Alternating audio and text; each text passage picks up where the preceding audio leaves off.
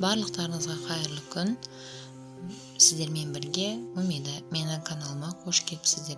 Бүгін біз сіздермен французский рулет дайындайтын боламыз. Өте жұмсақ, өте дәмді, әрі пайдалы.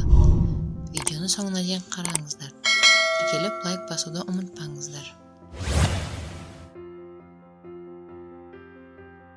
Ең алдымен шпинатты жуып, бір талдап салфеткаға сүртіп аламыз. Видеода көрсетілгендей осындай үлкендеу қылып, турап дайындап аламыз. Сосын брынзамызды үккіштен өткізсек те болады. Немесе мен сияқты соломка қылып майдалап турасаңыздар да болады.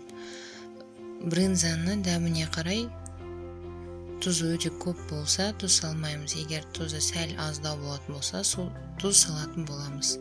Бір жұмыртқамызды салып, араластырып дайындап аламыз.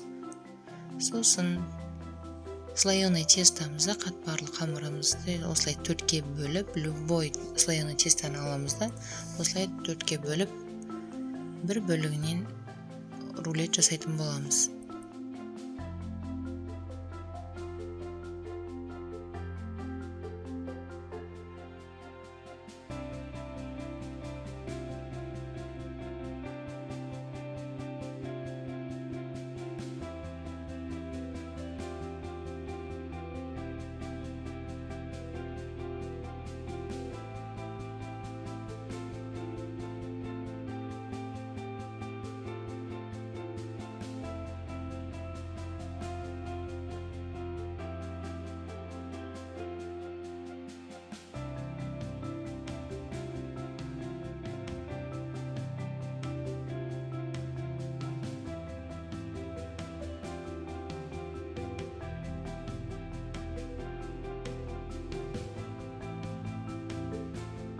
Салмамыз салған екен, рулетті қатты нағыздамай бос ораймыз.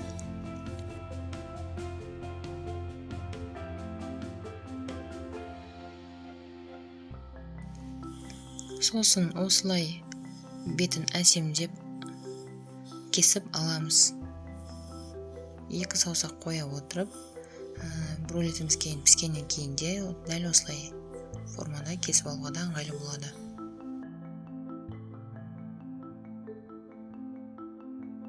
Бір жұмыртқаны алып, бетіне әсемдеп жұмыртқа шығамыз.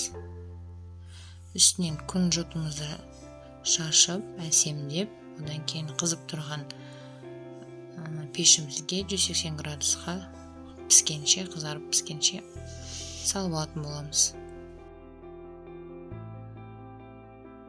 Французский рулет өте дәмді болды және өте пайдалы. Әрине бұның ішінде шпинат болғандықтан балалар бізде сүйіп жеді. Видеоның соңына дейін қарағандарыңыз үшін өте рахмет. Тіркеліп лайк басуды ұмытпаңыздар. Каналыма тіркеліңіздер. Күнделікті рецептермен бөлісіп отыратын боламын. Рахмет.